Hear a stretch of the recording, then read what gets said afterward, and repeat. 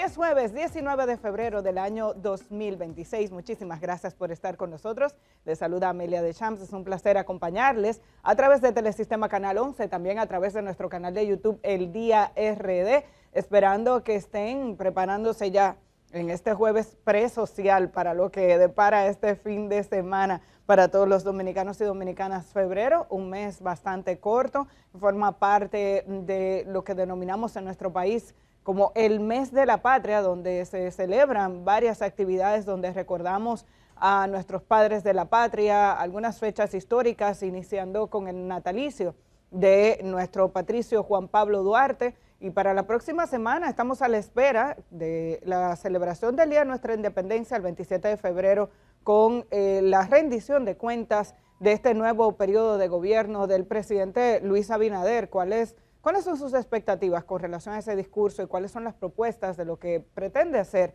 el actual presidente de la República en lo que les resta de su segundo periodo de gobierno? Aquí estaremos dando cobertura a ese encuentro que se hará el próximo viernes 27 de febrero, acompañados del equipo de Telenoticias y nuestro compañero Roberto Cavada. Mientras tanto, ponemos a disposición de todos ustedes, como cada día, nuestro número de teléfono, el 829-345-1453, es la vía de comunicación para que ustedes puedan manifestarnos sus inquietudes, también sus comentarios. Recibimos y revisamos frecuentemente lo que nos escriben, tanto en medio de las entrevistas como aquellas denuncias que nos hacen saber para darle seguimiento a situaciones que se producen dentro y fuera de la capital dominicana.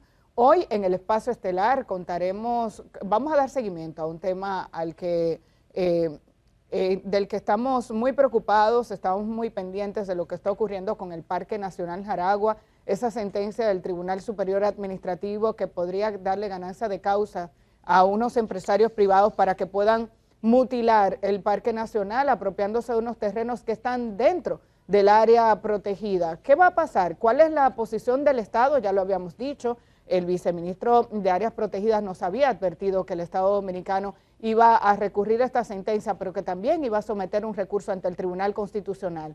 Hoy hablaremos con Carlos González, asesor jurídico del Ministerio de Medio Ambiente, abogado, que ha dado seguimiento a estos temas, incluso desde que se conocían las sentencias en el Tribunal Inmobiliario, el Tribunal de Tierras, en los años 2014 y 2016. Carlos González es uno de los juristas que acompaña al Ministerio de Medio Ambiente en este proceso. Con él vamos a conocer los resultados de la sentencia y unos 2 o 3 recursos más o menos que el Ministerio de Medio Ambiente ha decidido interponer ante la justicia dominicana en diferentes estamentos para poder defender estos recursos que son del pueblo dominicano. Así que no se pierdan esa entrevista con el jurista Carlos González. Y vamos a retomar esas imágenes que veíamos al principio. El presidente Luis Abinader estuvo participando en una serie de actividades en el interior del país durante la jornada de ayer. Pero siempre hay niños extraordinarios que nos demuestran la importancia de la educación. Uno que se encargó de decírselo de frente al presidente y de reclamar incluso mejoras dentro de su plantel escolar es el niño Hensel Aquino García, que sorprendía al presidente cuando le pidió la palabra. Y dice el presidente, bueno, aquí esto está en un 70% lleno de niñas, pero tenemos que darle la oportunidad a este joven que quiere decir unas palabras. Él es del Liceo Felicia Cuesta Díaz de Básima. Vamos a ver lo que le pedía al presidente y cómo se expresaba. De verdad que maravilloso. Escuchemos. Adjunto de todos los presentes, gracias por su presencia en este maravilloso momento. El Centro Educativo Profe Felicia Cuesta Díaz, en Básima, municipio de Villa Altagracia, se ha destacado no un tanto por su gran nivel académico, sino por su tiempo enseñando, educando y creando personas importantes que hoy le sirven a la sociedad. El Centro Educativo hoy le solicita su apoyo, ya que dentro de más de 30 años de apoyo de nuestro país, el Centro Educativo no tiene una cancha, sino una media cancha sin techar y un comedor en el cual los estudiantes puedan decir voy a comer en una zona específica. Los estudiantes del Liceo Profe Felicia Cuesta Díaz en la actualidad comen en un curso donde ese tiempo se puede aprovechar para crear actividades y desarrollar pensamientos importantes para el aprendizaje y el desarrollo de ellos mismos y el centro educativo. Presidente, no un tanto de mi centro, sino de todos en general, agradecemos por su arduo trabajo y lo reconocemos, le damos damos honra a usted, al junto del equipo que le acompañan y los que no se encuentran. Le pedimos, por favor, que dé su apoyo y siga aportando a estos centros educativos que necesitan de su ayuda, porque sin educación no hay nación. Gracias. Sin educación no hay nación. No sé si tenemos, vamos a ver si tenemos las palabras del presidente. Escuchemos. Hemos encontrado en Hensel Aquino un piquito de oro. Pico de oro.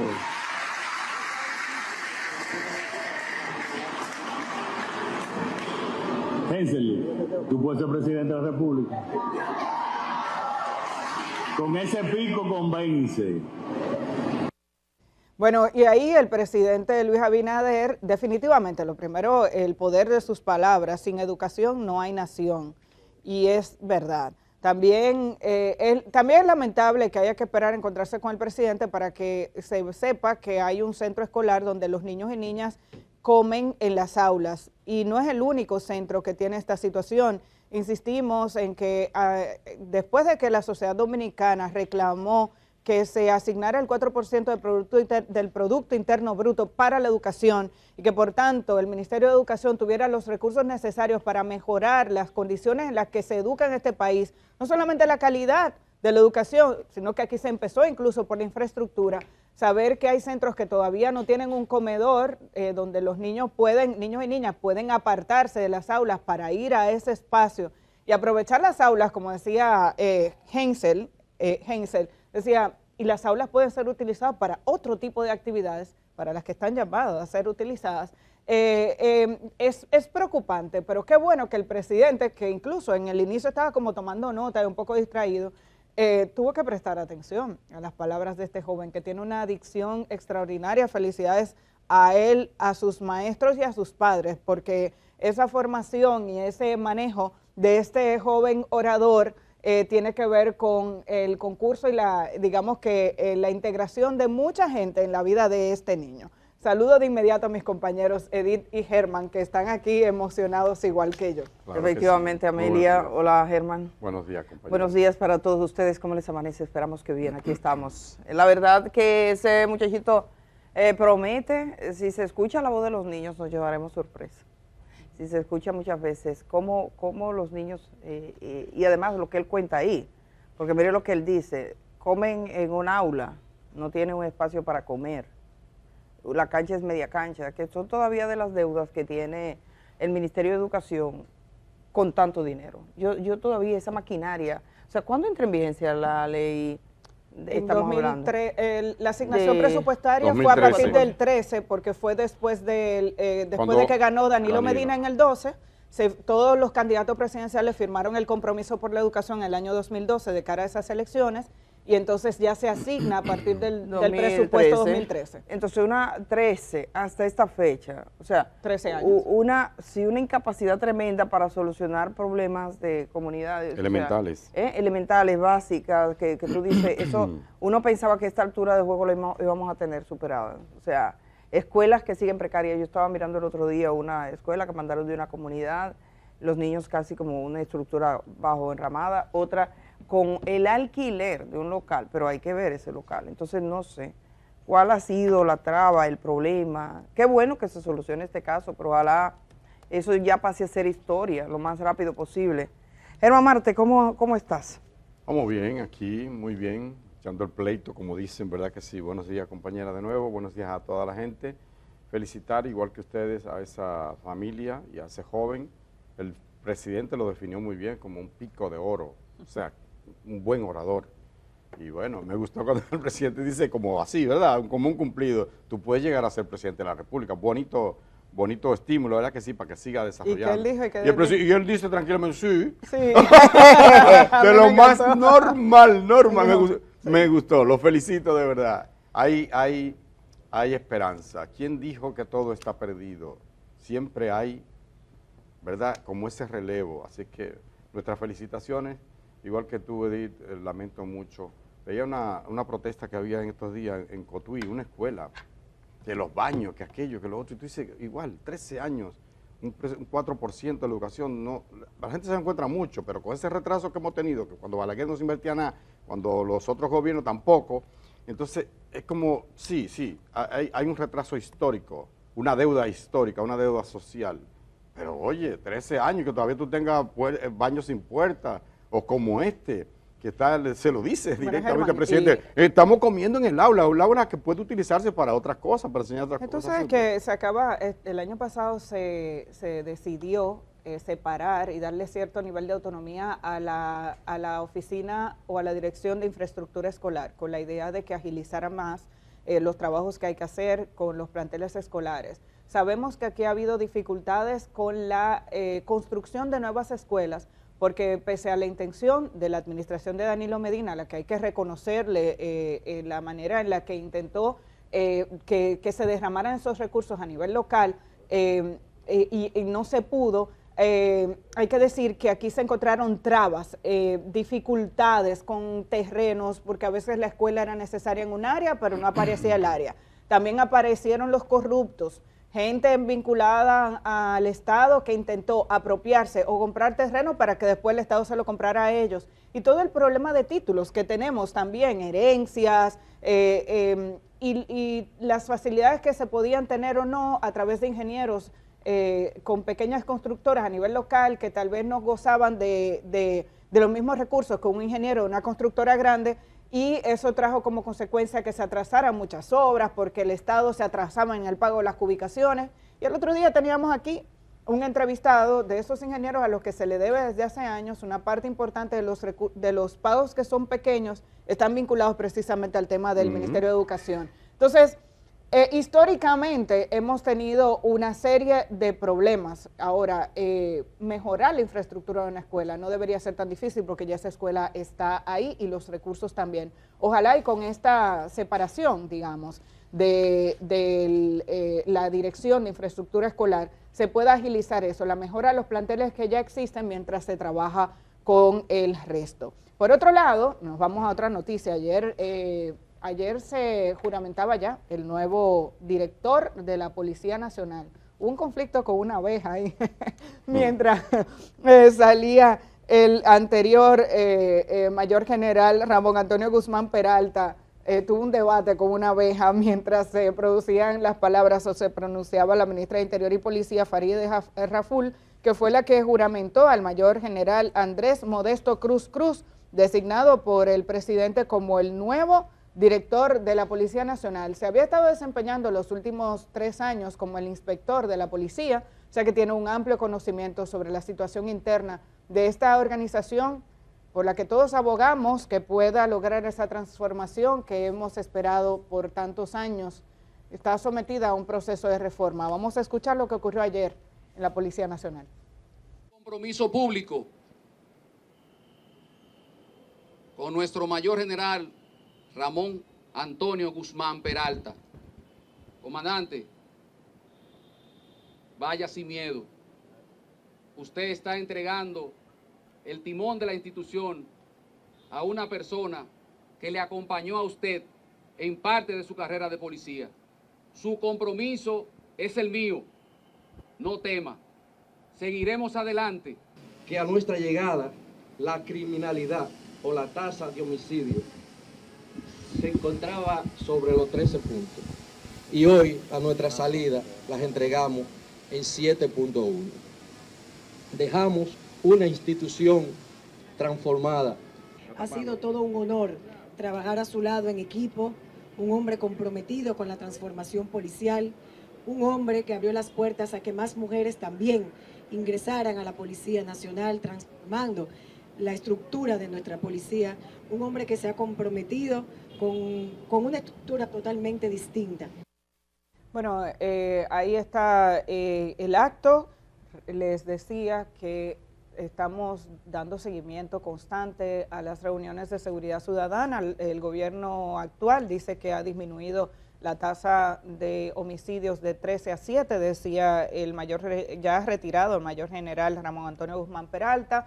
Hemos visto cómo se está trabajando con la reforma policial que inició desde el final de la pasada administración de Danilo Medina, donde están involucrados una serie de juristas, académicos, en busca de que tengamos una policía diferente. Esta semana precisamente hablábamos del tema aquí porque siguen dándose las ejecuciones policiales que luego son llamadas intercambios de disparos. Farideh Raful, como jurista y como ex congresista, conoce muy bien de este tema, hoy ministra de Interior. Esperamos todos que haya de verdad una reforma policial que nos permita tener una Policía Nacional en la que podamos confiar, que pueda comprender su rol para mantener la seguridad de los ciudadanos y ciudadanas, pero que también acompañe a la gente, que las personas puedan sentirse que cuando se acerca a un policía es una persona que los va a defender y los va a proteger y no una persona que los va a atacar o los va a agredir. Eso es parte de un proceso que a veces no se logra de la noche, que nunca se logra de la noche a la mañana. Estamos viendo que hay una intención y todos tenemos que abogar porque esa transformación se dé. Mientras tanto, un nuevo jefe de la policía, el mayor general Andrés Modesto Cruz Cruz, le deseamos suerte. Como no, bueno, y ayer miércoles, se celebró o se desarrolló el tradicional almuerzo semanal del Grupo Corripio. El invitado era una persona que en este momento tenía muchas cosas que decir y las dijo. Bueno, dijo mucho. Roberto Álvarez, canciller, ministro de Relaciones Exteriores de la República Dominicana, ha estado como invitado en el almuerzo. Habló sobre un tema que aquí en este programa se trató. Amelia, tú entrevistaste al director de pasaporte, ¿verdad que sí? Y hablaba como esto, lo que tenía que ver esto con el caso de la visa Schengen. La visa Schengen es esa visa que te dan para entrar a la Unión Europea y que te permite, ¿verdad?, ir de un país varios países, de un país a otro, sin tener que hacer el trámite una y otra vez. Él decía que esa deficiencia que tenemos, pues era un obstáculo y explicó. Avanzamos en ese sentido. Vamos a ver lo que ha dicho el canciller porque Telenoticia estuvo allí y tiene una nota al respecto. Adelante. Álvarez destacó que en la misión dominicana ante las Naciones Unidas el personal se redujo de 68 a 20 funcionarios, lo que generó un ahorro de $4 millones al año, permitiendo al país ponerse al día en sus responsabilidades ante organismos internacionales. Habían nóminas de más de 1.000 personas, si no 2.000 personas, de personas asalariadas que no trabajaban, ¿no? Eso por un lado, pero por el otro lado también redujimos el número de personas en el servicio exterior. Lo que usted acaba de citar de 400 comprende las embajadas. Cuando se suma los consulados, fueron 785 personas. Para solamente ilustrar una misión, en Nueva York había 43 vicecónsules al 16 de agosto del 2020 y ahora mismo no llegan a 6. Álvarez dijo que aunque la República Dominicana restablecerá relaciones diplomáticas y vuelos con Venezuela, el país no reconoce a Delcy Rodríguez como presidenta de la nación suramericana. Nosotros no reconocimos la legitimidad de la proclamación del ganador de las elecciones presidenciales celebradas en Venezuela en el 2024 y por consecuencia tampoco se puede reconocer a la persona que formó parte de esa boleta, que es la presidenta en funciones. El canciller explicó que tanto los aviones como los militares estadounidenses que se encontraban en el Aeropuerto Internacional de las Américas fueron retirados, por lo que el acuerdo firmado por el presidente Luis Abinader y el ministro de Defensa estadounidense finalizó. Y también los militares eran 300 y algo, y de nuevo eran las tripulaciones de cada avión, también se marcharon. Que si vamos a seguir colaborando con Estados Unidos, claro, no cabe duda alguna, tenemos objetivos en común con Estados Unidos en la lucha contra el narcotráfico, en la lucha contra la migración masiva. El diplomático se refirió además a la crisis haitiana, al afirmar que a nivel internacional hay un ambiente favorable para una transformación en el país vecino. Yo creo que es necesario aún duplicar las condenas, los castigos a todos aquellos que están involucrados en la trata o el tráfico de seres humanos. Sobre Cuba y su actual crisis energética derivada por el bloqueo petrolero estadounidense, el diplomático dijo que la República Dominicana aún no ha considerado el envío de ayuda humanitaria a la isla caribeña. En este momento no creo que haya ningún envío humanitario per se pero de ser necesario, no creo que el presidente Abinader hiciera otra cosa más que ayudar de la forma en que nos sea posible. El ministro de Exteriores indicó que todavía no hay una fecha para la Cumbre de las Américas, al señalar que el clima en el hemisferio aún no ha cambiado, al tiempo que espera que la República Dominicana pueda ser confirmada como sede del evento internacional.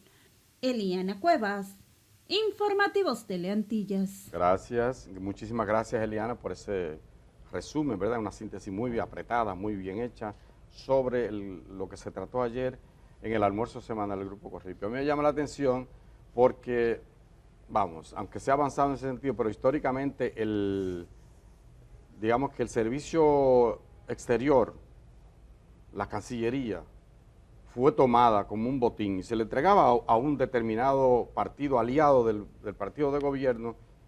Se pasó con Morales Troncoso, pasó con Miguel Vargas, toma, y ahí metían los cuadros del partido. Oigan lo que dice, lo que resaltaba Hansel, ¿verdad? El vicecanciller, 43 vicecónsules en Nueva York. No había ni siquiera silla plástica que compraran, había espacio para sentar 43 vicecónsules. Yo creo que Estados Unidos no tiene 43 Y Estados Unidos reconocía dos. Dos. Yo recuerdo que hizo un trabajo con cada una de las yo iba a decir provincias, los estados más importantes, y las designaciones y asignaciones que teníamos ahí. Era una nómina extraordinariamente abultada la que teníamos en Estados Unidos. Hay que reconocer que nosotros hemos avanzado ciertamente en la formación de todavía no estamos al nivel que deberíamos, pero sí se ha avanzado. Hay una escuela de consular, hay gente de muy buen nivel, pero la verdad es que esos son vergüenza, porque se tomaba como eso, para cobrar esos $5,000 o $4,000 que se le pagaba a los cónsules y demás. Eso es así. Ahora, en cuanto a lo que es como esa relación exterior que tiene República Dominicana, aquí se celebra, pero hay que tener cuidado con eso, esa cercanía, esa complacencia que tiene la actual administración del presidente Abinader con los Estados Unidos. No hay de otra. Por el momento no hay de otra. Ya vemos lo que está pasando, ¿verdad que sí? Pero yo creo que a veces nos pasamos de complacientes. Oigan bien lo que estoy diciendo, nos pasamos de complacientes. Ahora se van los aviones que estaban ahí, que le prestamos una base. Eso no estaba bien, es una actitud. ¿No era para el narcotráfico? Sí, y no hemos supuestamente tenido interdicción en esta semana. Pero claro, eso. ¿Y qué pasó entonces? Ay, qué bueno, Amelia. Oye, tenemos 10 aeronaves aquí, ¿verdad que sí? Para abastecer en el aire, que no sé qué. No es para atacar a Venezuela, no, claro que no. Eso es contra el narcotráfico. Secuestraron a Maduro, porque es un secuestro, señores. Honestamente hablando, es un secuestro, literal. No es de que. No, literalmente se han secuestrado a un presidente, han impuesto las reglas del juego en Venezuela y ya los aviones no hacen falta. Entonces se van de aquí. Mira. Nosotros hemos dado cátedra, si se quiere. Desde República Dominicana se ha combatido el narcotráfico. Falta mucho. Y es verdad que hay gente que se mezcla, hasta de la DEA hay gente que se mezcla, quién sabe con qué. Pero República Dominicana, sí, la DNCD, con apoyo de Estados Unidos inclusive, y de otras agencias de otros países, las agencias de otros países, le ha dado golpes duros al narcotráfico, como esas 2 toneladas que acaba de decomisar. Entonces, sí, avanzamos en ese punto. Luego, lo que había con toda esta parafernalia, todos estos barcos y todas estas cosas, lo único que buscaba era eso, cercar a Venezuela como en efecto. A mí me llama la atención, claro, es un resumen de nuestra compañera Eliana, este es el almuerzo semanal del Grupo Corripio, que es cubierto por todos los medios del grupo. Estamos hablando de varios periódicos, El Día, el periódico Hoy, el Listín Diario y el Nacional, en adición a Telenoticias y Teleantillas. Una cobertura muy amplia donde, por suerte y por esa razón, incluso podemos encontrar en los periódicos diferentes ángulos de una conversación que regularmente es de 2 horas y media, más o menos, dependiendo de los invitados, con una dinámica que ya ustedes pueden seguir incluso a través del streaming, de la proyección en vivo. El tema político. Definitivamente estamos avanzando hacia un mundo distinto. Se está disminuyendo la propuesta del multilateralismo y estamos avanzando hacia una propuesta del bilateralismo, que es la nueva visión de la actual administración del gobierno de los Estados Unidos. Esa ruptura de acuerdos multilaterales, incluyendo los acuerdos de comercio como el Tratado de Libre Comercio que teníamos junto a Centroamérica, nos demuestra que la visión del actual gobierno de los Estados Unidos es hablar de tú a tú con cada nación y llegar a acuerdos que en la mayoría de los casos son de carácter más comercial primero o de intención política, sobre todo cuando tiene que ver con establecer que prime la visión de gobierno que tiene la actual administración de Donald Trump. Eso tiene un impacto y ha tenido un impacto a nivel global. Lo estamos viendo en las relaciones de Estados Unidos con Europa y lo estamos viendo de cara a las relaciones de Estados Unidos con países con los que tiene una relación comercial tan cercana como México y Canadá. República Dominicana es un país pequeño que depende sobre todo del comercio con Estados Unidos o es nuestro principal socio comercial. De ahí que entendamos que a esta administración del presidente Luis Abinader le interese mantenerse frío con el gobierno de Estados Unidos. A veces parecería, pienso que en materia diplomática incluso, creo que pudiéramos y que podríamos ser un poco más delicados en materia de conversación y de cara a lo que proponemos, incluso con relación a nuestra soberanía y a quienes somos como país, qué le mostramos a la comunidad internacional de cuáles son nuestros intereses, cuáles son nuestros derechos y cuáles son nuestras posiciones con relación a la visión que tenemos del mundo y a los derechos humanos. Creo que en medio de ese vaivén y dentro de ese baile más bien en el que tenemos que danzar todos y tomando en cuenta siempre que somos un país pequeño, creo que es necesario llamar la atención de las autoridades de que podríamos ser un poquito más firmes con relación a algunos temas. Nos estamos acercando más hacia los Estados Unidos, pero nos llama la atención el tema de Cuba y la solidaridad que Cuba siempre ha mostrado para con nosotros y que se diga, bueno, si se necesita ayuda la daremos.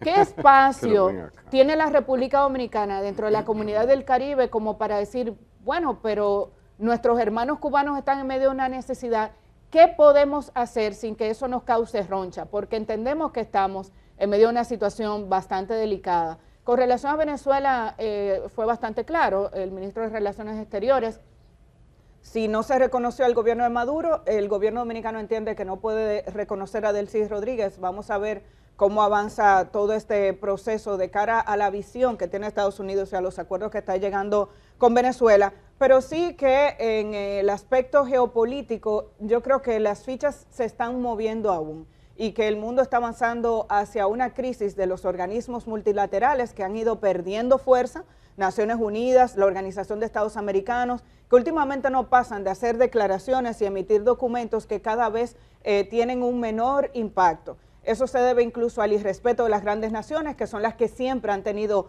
posibilidad de vetar acciones o que han decidido por encima de las decisiones multilaterales hacer lo que le da la gana.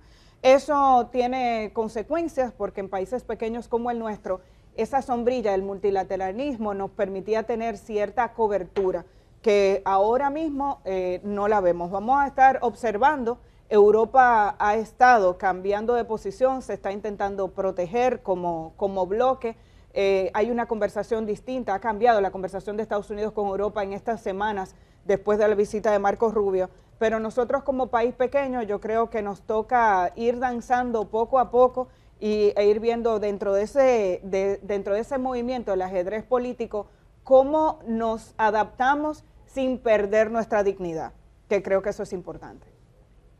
Bueno, el canciller era el invitado ayer en el almuerzo, como decían Amelia y Germán, abordó otros temas también, como el servicio consular, algunas áreas administrativas, uno de los desafíos, escuchábamos ahí la reducción del número de personas. Hay algunos aspectos en los que reconocía que todavía se requieren reformas para que los ingresos sean transparentes y los servicios. Habló de la renovación del pasaporte. A mí me parece muy importante lo que dijo de nuestro pasaporte y nuestra documentación con respecto a la posibilidad de que los dominicanos y dominicanas viajemos sin visa a los países de la Unión Europea. O sea, eso no es algo que nosotros no podríamos aspirar. Hay que tomar en cuenta que creo que son 4 países de América Latina que no tenemos esa posibilidad. La mayor parte de los países viajan sin visa a España, sus ciudadanos. No necesitan una visa. Nosotros seguimos necesitando una visa y parte del problema fue la seguridad de nuestros documentos. Ahora que se ha hecho un cambio en el pasaporte, que tendremos un pasaporte biométrico, que es un pasaporte que llena todos los requerimientos internacionales, que tenemos una manera de asegurar la autenticidad de nuestros documentos, ojalá ese sea un paso necesario, porque se ha hablado mucho que es una aspiración pendiente. Y aquí comenzaron los españoles, o sea, cuando entran al continente, entran por aquí, nosotros estamos en la cola. Sin pasaporte. Sin pasaporte, pero nosotros estamos en la cola. Chile, Paraguay, Argentina, Brasil, Pero ustedes Colombia. saben que hay otros elementos que no solamente es el de la seguridad, el interés, la posibilidad de que haya gente que se quede. Todo eso se toma en cuenta, o sea, no solamente se va a hablar mucho de la seguridad del documento, sí, pero ¿qué interés podría tener la sociedad dominicana o un segmento de la sociedad dominicana de viajar e incumplir luego con las normas de tránsito? Ese es un riesgo que se va a tomar en cuenta. El visado incluso busca tener cierto nivel de control en ese sentido. Cuando se abrió la ley de extranjería con España, la migración dominicana hacia España creció de manera exponencial, de personas buscando oportunidades de trabajo, porque se abrieron muchos espacios, sobre todo para diferentes segmentos laborales, y muchos dominicanos y latinoamericanos pudieron aprovechar eso. Entonces, no es solamente la seguridad del documento, sino también a quienes se le abre la frontera y bajo qué condiciones. Ojalá lo podamos tener, pero sabemos que es multifactorial la razón por la que hay ciertas limitaciones. Lo que pasa es que cuando yo veo las estadísticas de la gente que está en España, por ejemplo, de los inmigrantes que van procedentes de nuestros países y que viven allí, tú dices, óyeme, Guatemala. O sea, Guatemala puede viajar sin... El grupo más numeroso... Honduras. Frente a República Dominicana no somos los que más. El Salvador. Porque nosotros lo vemos El Salvador. Colombia, con mucho, es el que tiene más gente en España. Tiene 650,000 ciudadanos, se consideran, viviendo en España de Colombia. Entonces, yo la verdad que que me parece tremendamente injusto que a los dominicanos se les trate de este modo. Si usted tiene toda Centroamérica, los únicos países que tenemos que pedir visa para ir son Bolivia, Cuba, República Dominicana, Ecuador y por supuesto Haití. Así es.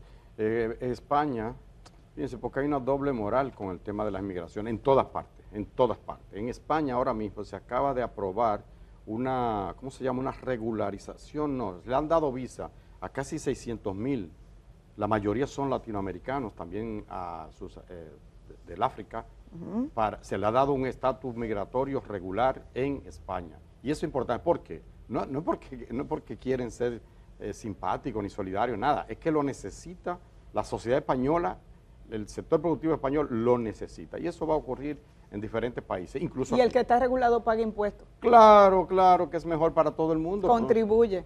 Pero sobre todo para los que van a la seguridad social, que ya se retiran, esa mano de obra que produce siempre será necesaria, ¿Oyeron las autoridades dominicanas? No, el que tiene documentos. Yo lo digo como un concepto, es global, en todas partes es así. Me gustaría poner en pantalla la imagen de un médico, y aquí estoy pasando a otro tema. Su nombre es Wilber Polanco Sanz, ha sido noticia en las últimas horas. Ahí está, cuando era conducido, arrestado, después que una joven de 20 años, ciudadana haitiana, denunciaron que había sido agredida sexualmente por él mientras acudió a este centro, a la policlínica del municipio de Las Guánanas, en la provincia de Duarte, para ella hacerse una sonografía. Penoso todo el tratamiento alrededor de este tema. Posteriormente hemos visto, él inicialmente no habló ante la prensa cuando iba ahí conducido, no dijo absolutamente nada, y al día siguiente quiso dar una explicación de que probablemente ella estuviese confundida o que tuviese miedo o que ella no vio exactamente lo que pasaba.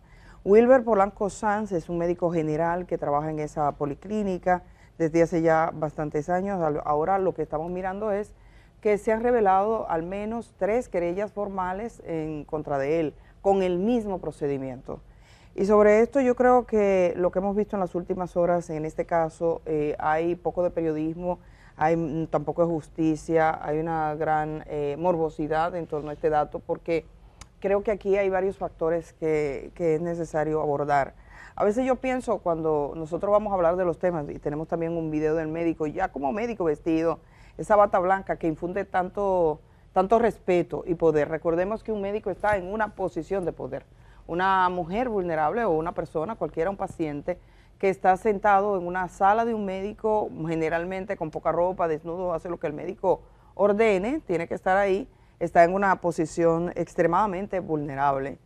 Y lo que hemos visto son víctimas vulnerables, ahora más vulnerables aún. Yo me pregunto qué pasó en la provincia de San Francisco de Macorís cuando recibieron 3 denuncias en el año 2019. Los datos de las denuncias que hicieron en San Francisco de Macorís están íntegramente publicadas. Yo, la verdad que pienso que este es un tiempo muy difícil para las víctimas en todos los sentidos y en todas partes. La gran exposición pública que tienen las víctimas, la manera en la que se trata, la forma en la que se difunden los datos. Lo primero que quiero preguntar es cómo 3 actas con los nombres de las víctimas, su dirección, su teléfono y la forma en la que fueron abusadas llegaron a los medios de comunicación. Yo entiendo que probablemente alguien indignada de la unidad de víctimas de violencia o de la misma Fiscalía en su conjunto de San Francisco de Macorís o un actor pero vinculado al Ministerio Público o a los entes que trabajan en esto, fueron los que pudieron de alguna manera filtrar los 3 documentos de manera íntegra. O sea, se han publicado en periódicos formales, en medios de comunicación formales, las querellas interpuestas por estas personas con todos los datos. Y yo a veces es difícil uno ponerse en el lugar del otro, pero esa es la mejor manera de uno entender la forma en la que se tratan los hechos. Imagínense que ustedes, cualquiera persona que sea adulta, se ve sometida a una situación de la naturaleza de la que estamos hablando. Para comenzar es traumático solo pensarlo. Decir que alguien te agrede de ese modo es un ataque que queda para la vida completa. Entonces, alguien es agredido de esa manera o agredida de esa manera. Va a poner la denuncia ante una autoridad en el año 2019, pasa el 19, pasa el 20, estamos en el 26 y nunca se hizo nada. Dice una de las víctimas, yo me reuní con fiscales, me reuní con policías, ellos dijeron que iban a actuar, dijeron que si se trasladaba de sitio iba a hacer lo mismo. Nos reunimos con la directora del centro clínico, la directora va con las víctimas a poner la denuncia, se ponen las 3 denuncias, no hacen nada. ¿Qué pasa? 7 años después, sus querellas, sus datos, lo que dicen, cómo ocurrió, sale con nombre y todo en la prensa. O sea, ¿cómo se sentiría cualquiera de ustedes? Eso es una parte crucial y elemental. Al margen de que a nosotros nos parezca bien tener los datos, por lo menos tachar los nombres, tachar las identidades, tachar su dirección, es una cosa básica. En algún momento aquí se ha perdido el sentido de que eso es un derecho de las víctimas. Entonces, ellas están sometidas... Que no fueron consideradas víctimas al principio, quiero decir, yo estoy totalmente de acuerdo contigo, Edith. Yo digo, nos ha sorprendido saber, después de la denuncia que conocimos ayer, que había casos formalizados ya ante el Ministerio Público desde el 2019, por lo menos 3, aunque en la provincia de Duarte se habla de 5. Estos 3 casos son de la zona de Arenoso, que también, por lo menos las víctimas fueron identificadas como de Arenoso, todo eso es parte de la provincia de Duarte, otro municipio de la provincia, y uno dice, ¿y qué pasó en ese momento? El tratamiento que recibieron es evidente que no fue el de víctimas cuando sus casos fueron archivados y pasaron al olvido. Hay, filtrar documentos de personas que ponen una denuncia de esta naturaleza, del modo en que se ha hecho, debería tener unas consecuencias. Y miren, a veces yo pienso que nosotros, por ejemplo, que hablamos tengo mucho tiempo trabajando frente a un micrófono y desde la radio, a veces uno va y los temas surgen como que de repente y todos los días mucha gente está fijando posición, a veces sin pensar. Cuando a mí me suelen decir, mira, que queremos que venga una entrevista hoy y eso, yo digo, bueno, pero yo estoy todos los días 3 horas hablando, ¿y en qué momento pienso? O sea, pensar sobre las cosas que nos pasan. Y este es un tema que a mí me puso a pensar de todos los modos y por eso quiero compartir este comentario, aunque no hable más en este programa hoy. Yo creo que primero resulta inaceptable el rol que jugó el Estado Dominicano en la figura, en este caso, todo indica que del Ministerio Público, que en el año 2019 recibió 3 denuncias de 3 mujeres que claramente habían sido agredidas sexualmente por ese médico y no se procedió a hacer absolutamente nada. Las consecuencias las estamos mirando ahora y entonces se actúa cuando los casos llegan a los medios de comunicación, que es la diferencia. No puede ser. Yo quisiera pensar que en el Ministerio Público se hará una investigación de por qué pasó eso. Pero además, ¿cómo se filtraron las 3 actas con los nombres, la dirección? No nos podemos, yo me niego, yo sé que eso es como que cuando las cosas las hace mucha gente, parece que está bien, pero eso no está bien. Y yo quiero decirle a la gente que puede hablar en los medios y a la gente que puede contribuir y a todo el que puede escribir alguna vez, no está bien que filtremos, es por nosotros, es por nuestros hijos, es por esa especie de lodazal en el que nos convertimos. Eso no es un país, es un lodazal moralmente, cuando tú haces eso con una persona. Luego, he visto los comentarios en las redes sociales. Hay 2 mitos ahí graves. Primero, que este hombre vi ayer en una publicación, y esa fue la tendencia en un medio de comunicación importante, de que él no tenía necesidad de violar, pusieron la cara de la víctima. En los 3 casos han puesto, como se filtró la documentación, buscaron a las víctimas. Entonces, por ejemplo, tenemos a una joven que está sorprendida frente a su casa, que la graban de toda su cara, su rostro y todo, y hay un comunicador preguntándole cómo fue que te lo hicieron. Si usted tiene una amiga, un amigo, una persona que ha sido objeto de una agresión de esa naturaleza, la última pregunta que a usted se le ocurriría hacerle es, ¿cómo fue que te lo hizo? Esa pregunta no se hace, porque es una pregunta que no aporta y es una pregunta que traumatiza. Y es una pregunta que vuelve sobre el dolor ajeno, donde yo diría que el espectáculo el dolor se convierte en un espectáculo para el disfrute o para el consumo público. ¿Qué gana la gente con saber esos detalles puestos con su cara? Esas mujeres explicando. Luego, han dicho, él no tiene necesidad, sobre todo en la denuncia de la ciudadana haitiana, porque ahí se entiende que las personas con cierto atractivo físico, como el que le atribuyen al médico, porque están hablando de eso, no tienen necesidad de buscar sexo de esta manera. Este hombre no busca sexo, busca dominio. No es una relación normal. O sea, el depredador sexual que es, y tendríamos que traer aquí a Luis Vergés para que una vez más lo expliquemos entre nosotros, no se entiende.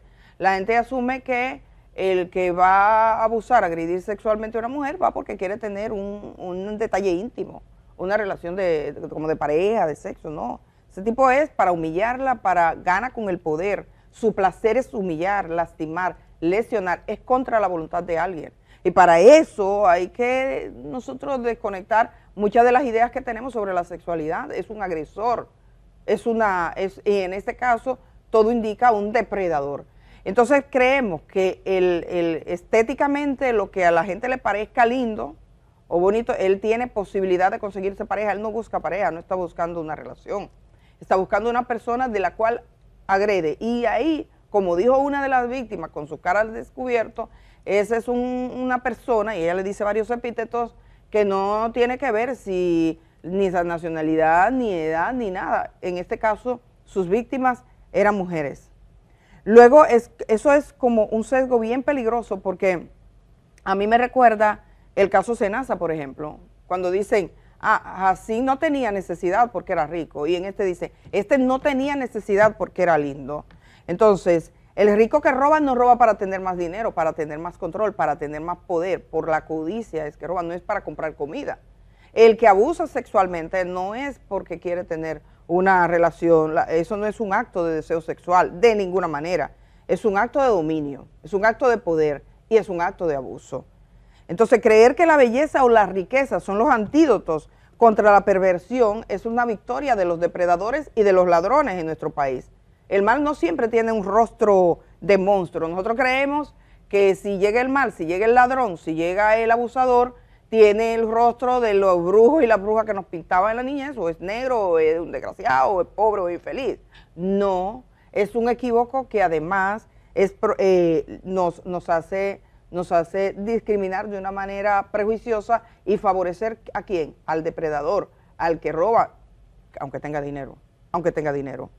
Luego está el ataque que se le da a estas víctimas. He visto todo. A una que está muy nerviosa y parece sonreírse, le están poniendo que sí le gustó. Y todos los comentarios que están poniendo, lo estoy diciendo claro, porque no vamos a andar aquí diciéndolo de forma tenue. No. En uno de los medios más importantes de este país, yo invitaría a las plataformas digitales, no de los influencers, no, de los medios de comunicación formales que han publicado el rostro de las víctimas puestas ahí delante de la gente, a que vean incluso los comentarios. En esa, el primero escribe, tiene 100 me gusta. Ah, ella se sonrió, parece que le gustó.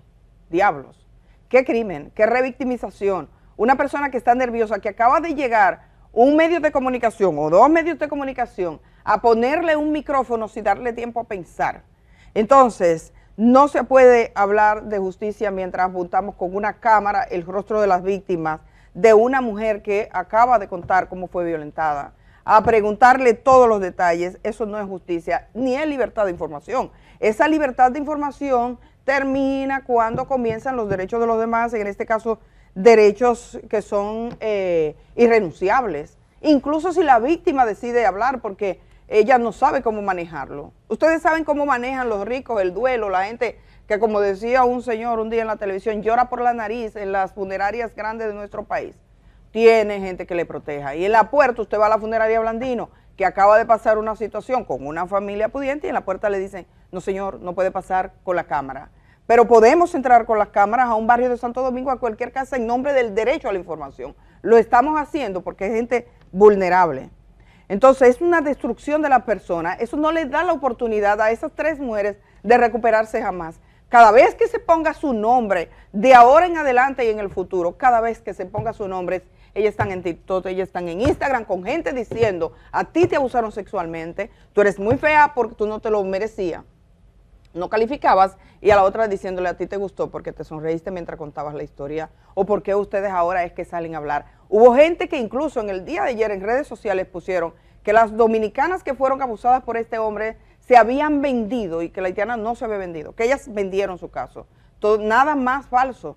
Ellas fueron y de hecho dijeron ahora estar dispuestas a denunciar, que yo espero que el Ministerio Público haga un trabajo ahí y todas las víctimas de las guaranas que tuvieron en las manos de este señor vayan y hagan la denuncia. Obviamente, la publicación de los rostros de las víctimas, cuando una mujer que ha sido abusada, agredida sexualmente por ese depredador que tenía bata de médico, ve en la televisión y ve en las redes sociales lo que está pasando con las víctimas que se atrevieron a hacer la denuncia, probablemente se callen. Ese es uno de los riesgos de exponer a las víctimas, porque eso disuade. Le dice a la víctima, no salga, porque si salga será la vergüenza de tu vida. Queda marcada, sus hijos quedan marcados. Ah, mira, tú eres el hijo de la mujer que allí, que violaron, que abusó el médico. Todos en la escuela de los hijos, en el barrio, todo. O sea, el costo que tiene eso para la víctima, la misma víctima cuando acepta dar la entrevista no lo está midiendo. Lo que tienen que medirlo son los medios de comunicación, y en ese sentido hay países donde eso incluso tiene consecuencias. Yo quisiera que a la gente que comenta en las redes sociales, sé que es muy difícil, probablemente eso sea casi imposible, pero es raro ver cómo se convierte en un paredón contra la víctima tan frecuente cada vez que en República Dominicana se habla de abuso sexual, agresión sexual. Nosotros tenemos que hacer un estado de reeducación colectiva. La víctima es víctima, el tipo que te agrede a ti, el tipo que abusa de una mujer en una condición de indefensión, que está como paciente, que le duele la costilla y él le dice que se quite el panty. Entonces ella no entiende bien, pero él es el médico. Él representa el estatus, representa el poder. Todo va a ser lo que diga el médico. Y yo entiendo que todos los centros clínicos, en este caso de carácter público, los hospitales públicos, los centros policlínicos del país y las clínicas de nuestro país deberían diseñar, a mí me decía un médico que es amigo, que él es ginecólogo, me dice, toda la vida en mis consultas yo entro acompañado de una enfermera. Es un protocolo de que sea un personal, un equipo interdisciplinario que atienda a las víctimas, sobre todo que a las víctimas las dejaron solas después que ahí en ese centro se sabía, se conocía desde el año 2019, porque hubo una reunión en el centro que este hombre tenía costumbre y fama de hacer eso. ¿Hasta cuándo lo iban a dejar? Yo creo que no basta con apresar al médico. Hay que investigar a todo el que participó, a los fiscales que estuvieron en el 2019, a los policías que estuvieron atentos a la denuncia y a quienes filtraron en el día de hoy los 3 expedientes con nombre, apellido y dirección. Repito, eso en todas partes del mundo es un delito. Y en República Dominicana. La dirección de los centros de salud donde él trabajó, porque se han mencionado 2 sitios, se ha mencionado Arenoso y se ha mencionado Las Guaranas, que son 2 municipios de la provincia de Duarte. Entonces, ¿dónde estuvo la supervisión cuando cada una de las víctimas dice y reclama que salieron del lugar de la habitación, del cuartico, donde se supone que ese médico las atendió, salieron denunciando lo que ocurría y no ocurrió nada, no hubo consecuencias, continuó trabajando? Por lo menos. Entonces, ¿por qué? Uno tiene que preguntarse cuál es el protocolo, qué pasó. Hubo una de las directoras, uno de los centros, una de las directoras se reúne, dice la víctima, con las 3. Y va junto con ellas hasta el Ministerio Público en San Francisco de Macorís. Por eso es importante que aquí se determine todo, o sea, quiénes estuvieron de directoras, quiénes están de directoras, cómo lo saben, qué, y cuál es el protocolo. Y en eso tiene que actuar el Servicio Nacional de Salud, el Ministerio de Salud Pública, el Ministerio Público, porque todos los actores del sistema, a ver qué fue lo que ocurrió. Miren, por ejemplo, en España, que es una de las legislaciones más avanzadas en el tratamiento de las víctimas, se prohíbe de forma clara que se publiquen los datos, la imagen, la información que permita identificar a la víctima de violencia sexual. La consecuencia, los medios que hacen eso se enfrentan a multas graves. De hecho, la multa por publicar a un medio de comunicación, por publicar el rostro de una víctima de abuso sexual, puede ser, Germán, búscame cuánto es eso en pesos, hasta 300.000 euros. El Tribunal Supremo Español estableció que el consentimiento de la víctima para ser identificada no exime al medio de comunicación si se considera que fue una decisión tomada bajo trauma. Esa es una persona que está traumatizada. Ayer tocaron a la puerta de 2 o 3 mujeres que hicieron una denuncia, dieron las cartas diciendo en la dirección que está, y están hasta los teléfonos ahí publicados. Hay medios de comunicación que hoy en la mañana tienen en sus redes el nombre de la víctima y el teléfono para que el pueblo entero, un rastrero que quiera decir, déjame llamarla para decirle, hey, ¿te gustó como lo dijo en la red? Puede hacerlo. Eso es una violación clarísima. Y yo invito, o sea, a los medios de comunicación que tienen los nombres, el teléfono y la dirección, a que reconsideren porque todavía estamos a tiempo. Eso es una cosa muy difícil de solucionar, porque yo siento que estamos echando hacia atrás en materia de protección de las víctimas. Vengo trabajando desde hace tiempo con víctimas, por ejemplo, con los niños, desde que estaba en el periódico El Caribe ya por el año 2000 y algo. Y una de las preguntas que nos hacíamos siempre es cómo proteger a un niño que es víctima de agresión o niños que estaban en situación de calle y que hace mucho trabajo. Uno se preguntaba eso todo el tiempo, pero no estaban las redes sociales en el nivel que están hoy. Entonces la decisión era más concentrada, los medios lo pensaban, los periodistas lo hablaban. Yo recuerdo que yo estaba en un medio de comunicación que se publicó la imagen de una niña en estado de indefensión y UNICEF escribió una carta y el director fotográfico de ese medio dijo, oye, ¿qué hacemos con esto? Y salió a preguntar y dijo, señores, a los periodistas, quiero saber cómo vamos a tratar de ahora en adelante la fotografía. Eso ya pasó de moda. Ni los organismos internacionales, ni la cosa. Yo en estos días que estuve en Conani, hay que trabajar duro por la protección de las víctimas y se puede comenzar. No hay derecho, no hay forma de que tú me digas a mí que es necesario. Cualquiera lo puede entender. Solo tiene que situarse en el lugar del otro, que no es posible que una persona que va y pone una denuncia, voy, pongo la denuncia, digo lo que me pasó, doy mi dirección para que me busquen para la investigación, pongo mi teléfono para que el trapo de fiscal se comunique conmigo y resulta que ni se comunican, ni hacen nada, ni jamás, ni paso, ni nada. Pero 6 años después, porque quiere, porque puede, porque tiene el poder, cogen las actas con nombre, dirección, teléfono y todo y la filtran. Porque esas 3 actas no salieron de las víctimas, ellas no la tenían. Ni había forma de que los medios llegaran. Tienen que investigar cómo salieron. Yo no sé quién la dio, pero alguien la entregó. Y hay países, y yo estaba buscando, porque les digo, me puse a pensar y a buscarlo, hay países que se le sanciona no solo administrativamente, sino penalmente a aquella autoridad que haga eso con una víctima, especialmente la víctima de abuso sexual. En Chile o en Colombia, por ejemplo, un fiscal o un policía que ignore una denuncia de abuso sexual puede ser procesado por prevaricación, por omisión. También hay una responsabilidad patrimonial del Estado. Si un funcionario ignora una denuncia en estos países, como la del 2019, y eso permite que el agresor agreda a otra víctima, el Estado puede ser demandado por falta de servicio. El Estado dominicano debería ser, en este caso, civilmente responsable de los daños. Debería tener para reparar, que no hay reparación posible, pero incluso en términos económicos, la atención psicológica que nunca tuvieron esas víctimas, porque como dice Amelia, nunca fueron tratadas como víctimas. Eso es increíble. Luego, ahí está, por ejemplo, toda la Unión Europea tiene sanciones por la filtración de datos que puedan llevar a la identificación de víctimas, en este caso datos sensibles, datos como la salud. Es que de hecho está, los datos de la salud, los datos de la vida sexual por parte de un órgano público conlleve, o de las agresiones sexuales, conlleva sanciones administrativas muy altas y la destitución de todo el que se ve implicado. Este caso debería dar una lección y que quienes recibieron la denuncia sean destituidos. No hay forma de justificar que recibieron estas denuncias y volvió a pasar de nuevo. Y eso fue porque esa muchacha y su padre, un ciudadano haitiano, tuvieron el valor, aún con el riesgo implícito que eso tiene, con todo el prejuicio que hay. Porque aquí me hablaron de un niño haitiano que fue abusado por un vecino y la familia tenía tanto miedo a ser repatriada que nunca puso la denuncia y el caso se quedó impune. Ocurría en un campo de Moca. A mí me inquieta, me llamaban. Me inquieta también ver la proliferación de mensajes explicando como si la víctima no supiera el tipo de abuso que sufrió.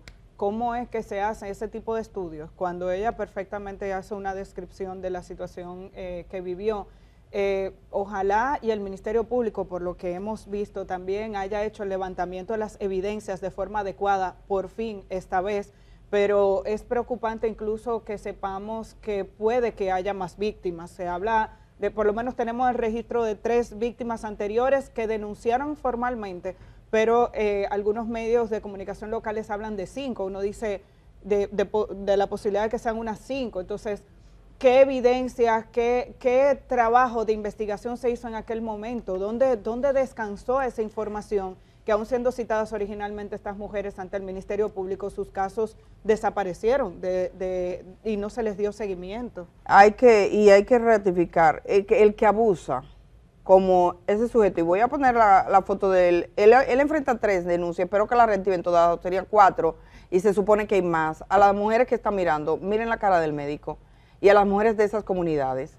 Todas las mujeres que hayan sido víctimas de agresión sexual, cuando este hombre le hace un examen, como las que están describiendo las víctimas, que lamentablemente la pusieron con su cara a contar cómo se lo hizo en televisión, o sea, en televisión y en las redes sociales, tienen que tener un escenario donde el Ministerio Público le garantice la protección de los datos. Lamentablemente no ayuda el hecho de que hayan filtrado los datos como están corriendo las actas en los medios. El abuso sexual no es por ganas, no es un hombre que necesita tener una relación sexual.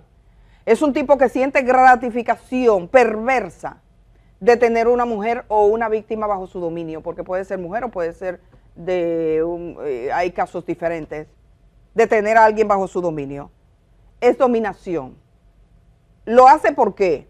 Lo hace porque siente que puede hacerlo y va a salir y nada le va a pasar. Y en el caso de ese sujeto, y vuelvo y pongo su foto, que es la foto que hay que difundir, es la de los agresores, director, es la fotografía, es la imagen de aquellos que en este caso no es una víctima, porque tú puedes decir, bueno, una víctima, vamos a ver y todo. No. Reincidentes en la denuncia que nunca fueron investigadas. Es decir, este sujeto que tenía bata de médico, desde el año 2019 se habían hecho 3 denuncias que el mismo sistema tiene acreditadas y no había pasado nada.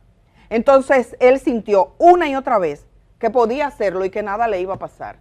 Y evidentemente esas son las mujeres valientes que sacaron la cara y que hoy pagan las consecuencias de esa valentía porque se ha publicado sus datos y ellas mismas no saben el daño que se le ha hecho. Son mujeres del campo, yo las vi, son mujeres que viven, mujeres modestas, sencillas, y cuando llegaron esos micrófonos a su casa, ellas sintieron que tenían la obligación de hablarle a esos micrófonos, a los que portan los micrófonos. por favor, cuando se trate de víctimas, vamos a tratar de respetar las normas mínimas. Hay muchos medios de comunicación internacionales que tienen unas reglas. Yo siento que en República Dominicana vamos hacia atrás, porque antes por lo menos era una preocupación en los medios formales, pero ahora es como si siguiéramos las redes, como el imperio del influencer, ¿verdad? Aquel que lo que busca es decir aquello para que la gente entre, y ese morbo se convierte todo en un lodazal donde tú no sabes diferenciar. Cientos de comentarios. Esas mujeres hoy entran porque lo normal es que si ellas están en un periódico o en una televisora, como vi yo esta madrugada, alguien le dice, mira, el hijo lo ve. Y cuando se pone a leer, lo que encuentra es que a su mamá le están diciendo que a ella le gustó eso. Y generalmente escrito por mujeres, por demás. Que de ese tema me gustaría que Vergés hable. Hay gente ahí que está de psiquiatra, que nunca en su vida ha entendido lo que es una agresión. Y las víctimas le requieren cómo iba vestida, por qué dejaste que te examinara, y ahora, ¿cómo lo cuentas? ¿Qué caras pones cuando lo cuentas? No lloras lo suficiente, no pareces suficiente víctima. Entonces concentramos nuestra atención a agredir más a aquellos que ya están agredidos. De verdad, yo siento asco por lo que ha pasado con ese caso. Siento que es increíble. Es bueno saber que hay 3 víctimas, pero no debimos enterarnos que hay 3 víctimas con la difusión de todos sus datos personales. Y yo sé que eso parece normal, porque es un tiempo desgraciado para el más infeliz y para el más vulnerable, y cualquiera puede ver que su vida se vuelve nada en redes sociales. Pero tenemos que decirlo y tenemos que apelar a la gente más decente de este país. Vamos a hablar de eso y vamos a decir que eso no puede ser. Y a los medios de comunicación formales, a los directores de medios de comunicación, a los ejecutivos, hay algo que se llama en lavado de activos, ignorancia conveniente. Es aquella que tú dices, bueno, pasa, pero yo no me entero porque el dinero pasa y esto. En esto es porque eso nos da, nos etiquetan, nosotros nos vemos más. Hay más gente mirándonos cuando hacemos eso en nuestras redes. Somos más famosos. Es una fama que es una tragedia. Y hacemos del dolor ajeno un espectáculo. No puede ser. Vamos a la pausa. Amelia tiene quién es el invitado. Honestamente, lo había pensado mucho, que uno quisiera hablar incluso un poquito más claro, pero yo creo que ha quedado clara. Esa es una preocupación que yo no sé si es legítima o no. Puede que esté equivocada, pero óyeme, eso no es posible. Eso no es posible que ocurra. Y aquí tenemos que revisarnos todo el mundo, todo. Y uno a veces, yo no digo que es queriendo, a veces los mismos periodistas, uno a veces no lo piensa, a veces se te va. Puede que nosotros una mañana, sin nosotros querer, alguien nos ponga, tengo que hablar con la productora de la noche, con la de la mañana, con los editores. Es un trabajo constante para que sepan que una víctima, por ejemplo, poner las caras de las chicas que fueron abusadas no es una opción, no es necesario, ni poner su testimonio con cara diciendo ella limpiamente y con alguien preguntándole cómo fue que te lo hicieron. Nos vamos a la pausa. Cuando regresemos tenemos una conversación con el asesor jurídico del Ministerio de Medio Ambiente, el señor Carlos González. Damos seguimiento a la situación del Parque Nacional Jaragua, esa decisión del Tribunal Superior Administrativo, dándole ganancia de causa a unos empresarios para poder mutilar el Parque Nacional, apropiándose de unos terrenos que están dentro de un área protegida. Ya sembraron aguacate en un área protegida en este país con la anuencia de un exministro de Medio Ambiente. ¿Vamos a permitir esto también? ¿Qué significa? O sea, porque jurídicamente hay muchos aspectos a discutir. El Estado Dominicano ha podido, digamos, que pagar todos aquellos terrenos de los que se apropió. ¿En qué condiciones están estas personas de manera específica? Con el jurista Carlos González, asesor del Ministerio de Medio Ambiente, y la persona que está dando seguimiento a los casos en los tribunales, hablaremos de las acciones legales que se han adoptado después de esa decisión del TSA.